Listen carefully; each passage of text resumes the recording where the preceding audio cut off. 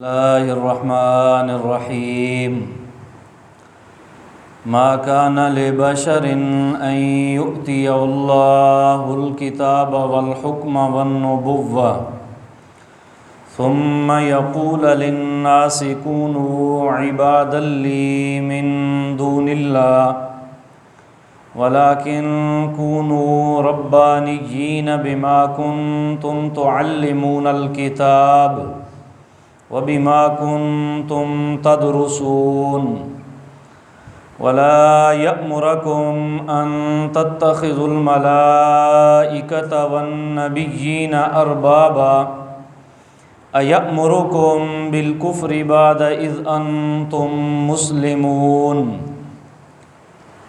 مسئلہ اہل کتاب کی خیانتوں کا ذکر ہوا۔ آج کی آیات میں جو ابتدائی مسئلہ تھا وفد نجران کا، نجران کے عیسائیوں کا جو وفد آیا تھا،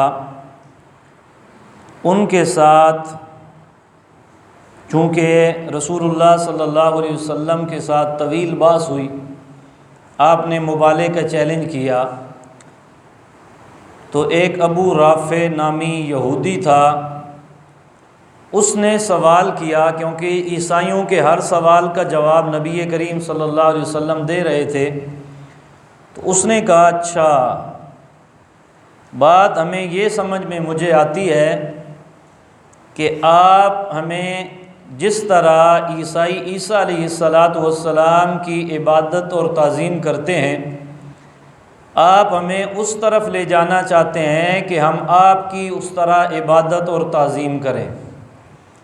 تو اللہ تبارک و تعالیٰ نے یہ آیت مبارکہ نبی کریم صلی اللہ علیہ وسلم پر اتاری، اور صرف آپ کے لیے نہیں بلکہ تمام نبیوں کے لیے قانون ذکر فرمایا کہ اللہ جسے نبی بنا کر بھیجتا ہے، یہ ممکن ہی نہیں ہے کہ وہ آئے تو رب کی توحید کی دعوت دینے کے لیے اور آ کر کہے کہ میری عبادت کرنے لگ جاؤ۔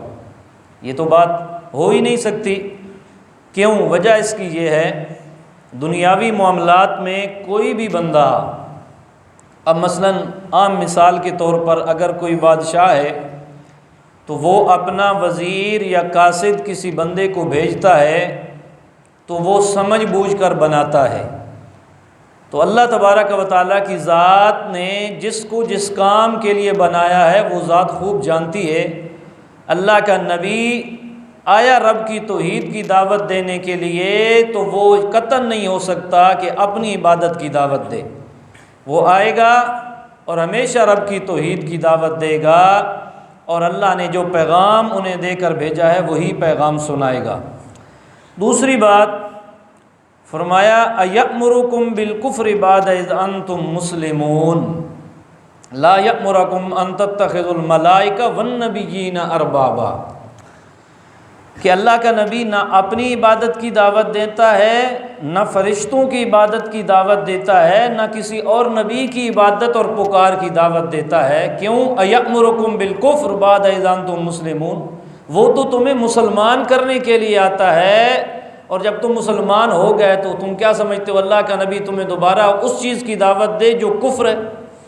تو یہاں قرآن نے سمجھایا کہ رب کے علاوہ کسی غیر کو عبادت کا مستحق جاننا، غیبانہ پکاروں کا مستحق سمجھنا اور غیبانہ تصرفات کا مستحق سمجھنا، یہ رب کے علاوہ اس کی عبادت ہے، اور یہی کفر اور شرک ہوتا ہے۔ آئی بات سمجھ میں؟ دیکھیے، ما کان لبشر ان یؤتیہ اللہ الکتاب والحکم والنبوة ثم یقول للناس کونوا عبادا لی من دون اللہ۔ فرمایا ما کان لبشر، کسی بشر کے لیے یہ مناسب ہی نہیں۔ اب بشر سے مراد اللہ کے وہ چنیدہ بشر ہیں جو اللہ نے رسول بنائے ہیں، لیکن پہلی صفت قرآن نے ان کی ذکر کی ہے بشرین، وہ بشر ہیں اور انسان ہیں۔ چنانچہ سیدہ عائشہ صدیقہ رضی اللہ تعالیٰ عنہا سے جب پوچھنے والے نے پوچھا اماں جان بتائیں ہمیں نبی کریم صلی اللہ علیہ وسلم گھر کے معاملات کیسے کیا کرتے تھے، تو اماں جان کا جواب تھا کہ نبی کریم صلی اللہ علیہ وسلم بشرم من البشر، انسانوں میں سے ایک انسان تھے۔ میرے نبی اپنے مطہر اور مقدس ہاتھوں سے بکری کا دودھ دو لیا کرتے تھے۔ میرا نبی اپنے ہاتھوں سے اپنا کپڑا سلائی کر لیا کرتا تھا۔ میرا نبی اپنے ہاتھوں سے اپنا کام کیا کرتا تھا، اور فرمایا القاسب حبیب اللہ، اپنے ہاتھ سے کام کرنے والا رب کا دوست ہوتا ہے۔ لیکن جو بات میں سمجھانا چاہتا ہوں وہ یہ ہے، اماں جان کے الفاظ یہ ہیں بشرم من البشر، اللہ کے نبی انسانوں میں سے ایک انسان تھے۔ اماں جان نے یوں نہیں کہا نور من نور اللہ کہ وہ اللہ کے نور سے نور تھے، نانا۔ اماں جان نے عقیدہ سمجھایا خبردار میرا نبی جن سے بشریت رکھتا ہے، جس طرح باقی بشر کے تقاضے ہیں آپ کے بھی تقاضے ہیں۔ چنانچہ چند صحابہ جمع ہو کر آئے، ازواج مطہرات سے سوال کیا اللہ کے نبی کیا عبادت کرتے ہیں؟ فرمایا راتوں کو قیام کرتے ہیں، دن کو روزے رکھتے ہیں وغیرہ۔ آپس میں مشورہ کرنے لگے یار یہ تو سید الانبیاء ہیں، اتنے بڑے اللہ کے برگزیدہ پیغمبر ہیں، ان کے لیے تو چلو اتنی عبادت کرتے ہیں، لیکن ہم لوگ تو امتی ہوئے۔ ایک نے فیصلہ کیا شادی نہیں کروں گا، بیوی بچوں کا معاملہ ہی نہ ہو، عبادت میں لگا رہوں گا۔ دوسرے نے کہا ہمیشہ روزہ رکھوں گا، تیسرے نے کہا ہمیشہ میں نماز ہی پڑھتا رہوں گا۔ اللہ کے نبی صلی اللہ علیہ وسلم جب واپس آئے، ازواج نے بتایا یوں بندے آئے، انہوں نے سوال کیے، واپس جاتے ہوئے یوں مشورہ کر رہے تھے، ہم نے سنا ہے آپ منبر پر تشریف لائے اور آپ نے فرمایا خبردار میں تم میں سے بشر ہوں، انسان ہوں، تقاضے میرے بھی ہیں، لیکن شادیاں بھی کی ہیں، تقاضے میرے بھی ہیں، آرام بھی کرتا ہوں، نوافل بھی پڑھتا ہوں، تقاضے میرے بھی ہیں، روزہ بھی رکھتا ہوں، افطار بھی کرتا ہوں۔ جو میری سنت سے اعراض کرے گا وہ مجھ میں سے نہیں ہے، خبردار اس بات کی اجازت نہیں ہے۔ تو اماں جان نے کہا بشر من البشر، جس طرح بشر کے تقاضے ہیں اسی طرح اللہ کے نبی صلی اللہ علیہ وسلم بھی بشر تھے۔ بخاری شریف، مسلم شریف اور ترمذی شریف اور دیگر حدیث کی کتب میں حدیث مبارکہ آتی ہے، مختلف مقامات پر نبی کریم صلی اللہ علیہ وسلم کو بشر کے نام سے پکارا گیا ہے۔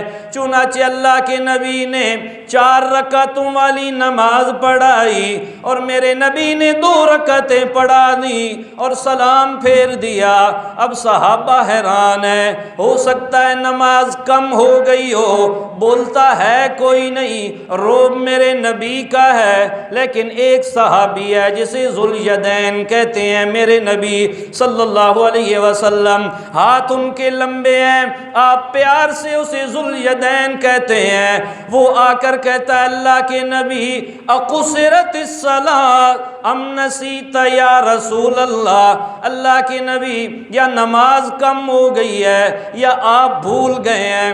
آپ نے فرمایا اللہ کچھ بھی نہیں ہوا، نماز بھی کم نہیں ہوئی، نہ میں بھولا ہوں۔ چنانچہ اس نے کہا نا جی ایک کام ضرور ہوا ہے، یا آپ بھول گئے یا نماز کم ہو گئی ہے، چونکہ محبت ہے آپس میں بات کر رہے ہیں۔ اللہ کے نبی نے شیخین کو بلوایا، صدیق و فاروق کو۔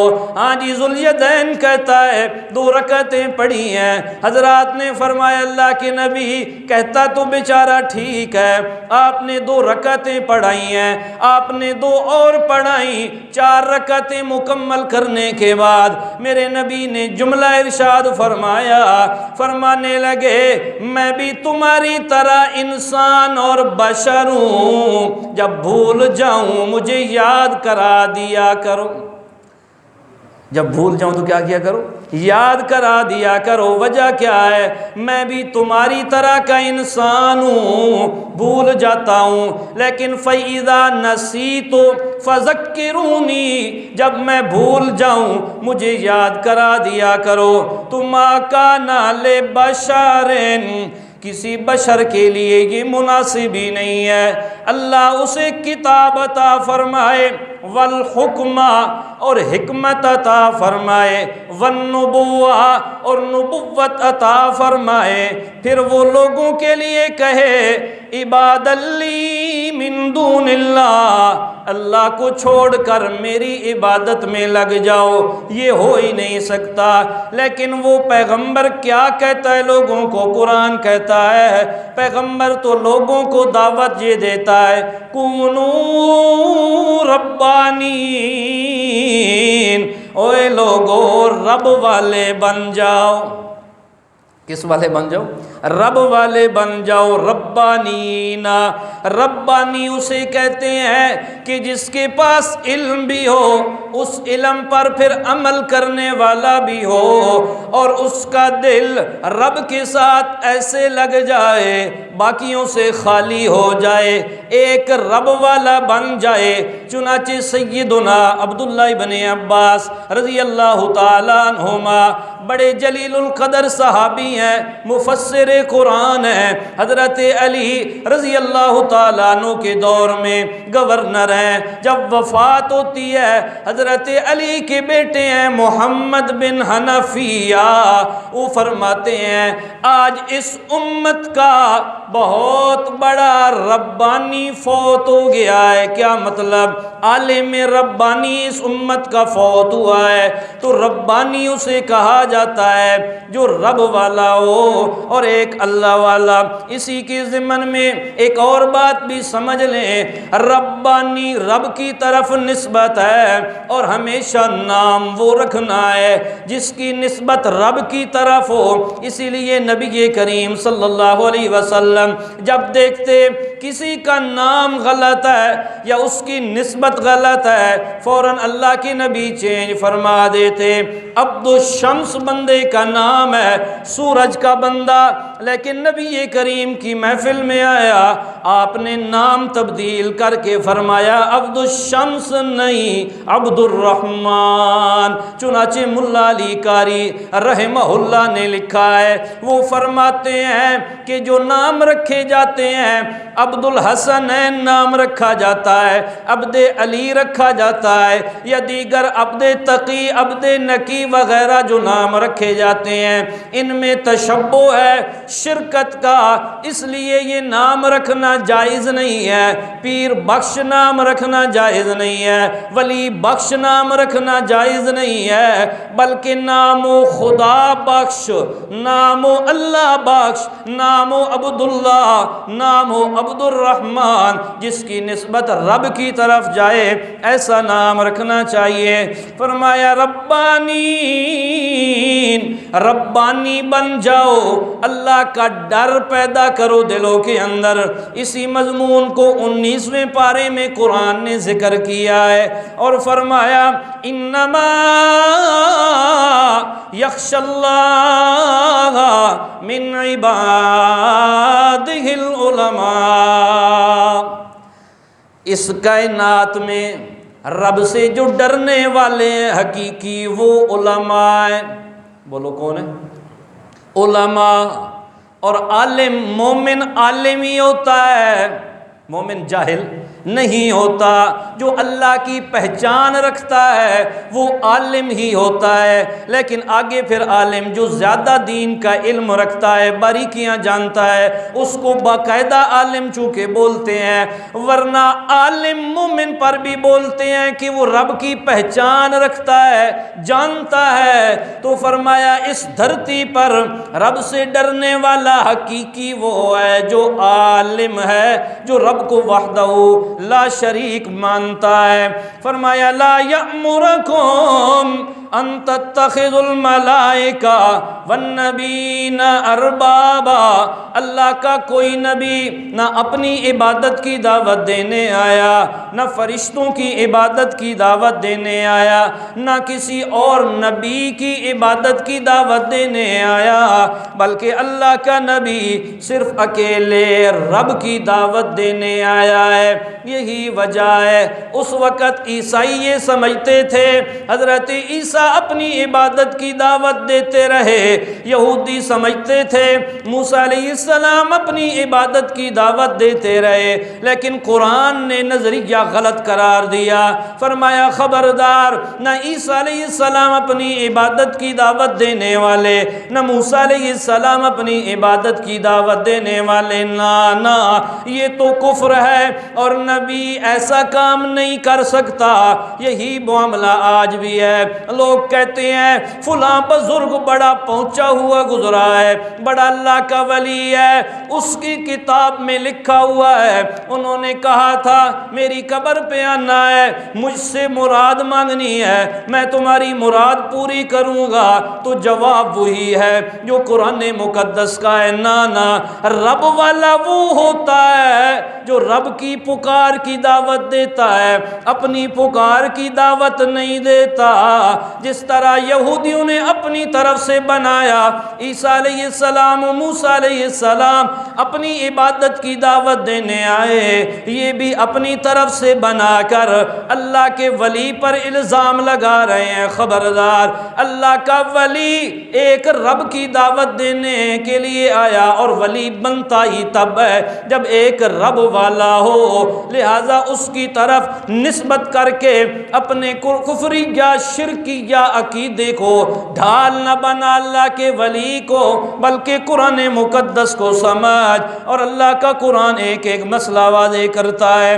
فرمایا اَیَأْمُرُکُم بِالْکُفْرِ بَعْدَ اِذْ أَنْتُم مُسْلِمُونَ۔ ایک اسلام ہے، ایک ایمان ہے، اس کا ایمان اور اسلام کا خلاصہ یہ ہے لا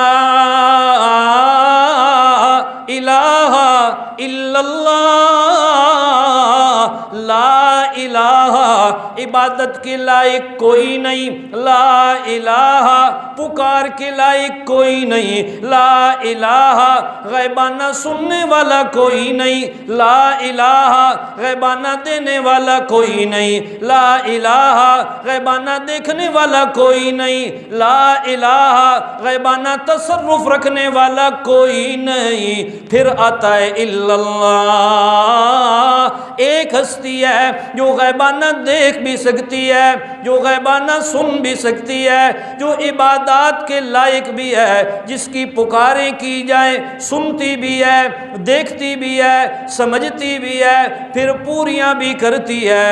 چنانچہ جہاں پر بھی جو کوئی جس زبان میں، جس انداز میں، جس مصیبت میں، جس زاویے سے جہاں جو ضرورت مانگتا ہے، وہ اکیلا اللہ پورا کرنے والا ہے، اللہ کے علاوہ اور کوئی نہیں۔ یہ آ گیا مسلمون اور ایمان، اور اس کے مقابل جو نظریہ ہے فرمایا یأمرکم بالکفر، کبھی ہو ہی نہیں سکتا اللہ کا نبی اس کفر کی دعوت دے کسی کو۔ آئی بات سمجھ میں؟ سوال کیا تھا کہ آپ ہمیں عیسیٰ علیہ السلام کی طرح یہ کہہ رہے ہیں کہ میری تعظیم اور میری عبادت کرو، تو اللہ نے جواب دیا جھوٹ بولتے ہو، عیسیٰ علیہ السلام اپنی عبادت کی دعوت دینے نہیں آئے، رب کی عبادت کی دعوت دینے آئے۔ اور آخری نبی بھی تمہیں جو کہہ رہا ہے کلمہ پڑھ لو، میری بات مان لو، یہ اپنی عبادت کی دعوت نہیں دے رہا، یہ رب کی عبادت کی دعوت دے رہا ہے۔ چنانچہ صحابہ کرام رضوان اللہ تعالیٰ عنہ مجمعین نے سوال کیا تھا، اللہ کے نبی آپ سب سے زیادہ حقدار ہیں اور ہمارے دلوں میں آپ کی عزت سب سے زیادہ ہے، حکم دیں ہم آپ کو سجدہ کیا کریں۔ آپ نے فرمایا اللہ کے علاوہ کسی کا سجدہ نہیں ہے، یہ حرام ہے اور بالکل سجدے کی اجازت نہیں ہے میری امت کے لیے۔ تو بات سمجھیں، پہلی امتوں میں تعظیمی سجدے کی اجازت تھی، لیکن اس امت میں تعظیمی سجدہ بھی حرام ہے۔ اب سجدہ کیا ہوتا ہے؟ سمجھتے ہو سجدہ کیا ہوتا ہے؟ وضع الجبہہ علی الارض، پیشانی کو زمین پر رکھ دینا، یہ کیا ہے؟ سجدہ ہے۔ لیکن جھک کر کسی کو ملنا یہ اس کا رکوع ہے۔ آئی بات سمجھ میں؟ لوگوں کی عادت ہوتی ہے کسی کو ملے گے تو جھکیں گے، جھکنا نہیں ہے، جھکنا صرف رب کے سامنے، بالکل سیدھا۔ عالم کی عزت دل میں ہے، قدر دل میں ہے، لیکن اسے ملنا ہے تو بالکل سیدھا۔ اسی طرح کی حدیث مبارکہ آتی ہے، نبی کریم صلی اللہ علیہ وسلم فرماتے ہیں جس بندے کے دل میں یہ ہو کہ میں آؤں میرے پروٹوکول کے لیے لوگ کھڑے ہو جائیں، حضرت صاحب تشریف لا رہے ہیں، تو وہ ذہن میں رکھے اپنا ٹھکانہ جہنم میں بنا لے۔ رب کے علاوہ نہ قیام کسی کا، نہ رکوع کسی کا، نہ سجدہ کسی کا۔ اس لیے صحابہ فرماتے ہیں ہمیں نبی کریم صلی اللہ علیہ وسلم سے زیادہ محبوب کوئی نہیں تھا، لیکن ہم کبھی آپ کے لیے کھڑے نہیں ہوتے تھے، ہمیں پتہ تھا اللہ کے نبی اس کو ناپسند فرماتے۔ آئی بات سمجھ میں؟ اللہ عمل کی توفیق۔